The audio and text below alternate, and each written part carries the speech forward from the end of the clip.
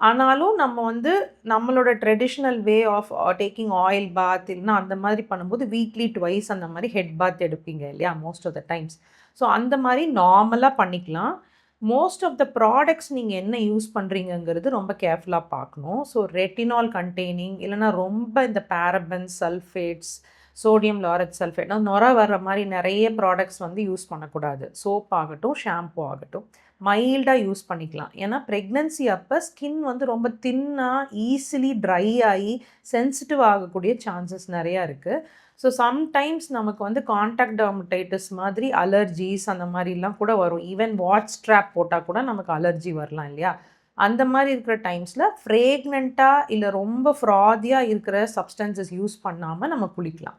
அதே மாதிரி temperature of the வாட்டரும் கவனித்து யூஸ் பண்ணிக்கணும். ரொம்ப ஹாட்டாக யூஸ் பண்ணணும்னு அவசியம் இல்லை. சம்டைம்ஸ் நம்ம பெரியவங்க வீட்டில் டுவர்ட்ஸ் எண்ட் ஆஃப் ப்ரெக்னன்சி இடுப்பு வலி வரும் அப்படின்னு சொல்லிட்டு கொதிக்க கொதிக்க தண்ணி இடுப்பில் நான் ஊற்றிக்கிட்டேன்லாம் சொல்லுவாங்க. That is totally wrong. அந்த மாதிரி பண்ணவே கூடாது.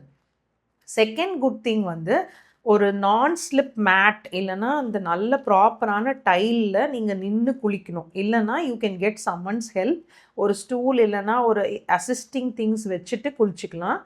பர்டிகுலர்லி ஹெவிலி இன் ப்ரெக்னன்சி நீங்கள் 3rd ட்ரைமஸ்டரில் இருக்கும்போது உங்களால் குமிஞ்சு உங்களால் ஒரு மக்லேருந்து தண்ணி எடுக்க முடியலனாலோ இல்லை குமிஞ்சு உங்களால் உங்களோட லோவர் பாடியை ப்ராப்பராக வாஷ் பண்ண முடியலன்னா you can properly sit and take bath or get someone's help.